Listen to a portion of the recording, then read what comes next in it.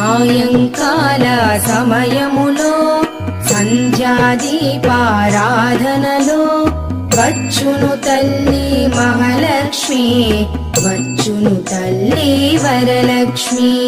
కాళ్లకు గజ్జెలు కట్టింది, మెడలో హారము వేసింది, పిలచిన వెంటనే పలికింది, అడిగినదంతా ఇచ్చింది.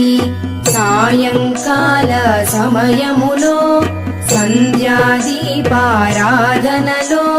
వచ్చును తల్లి మహాలక్ష్మి, వచ్చును తల్లి వరలక్ష్మి.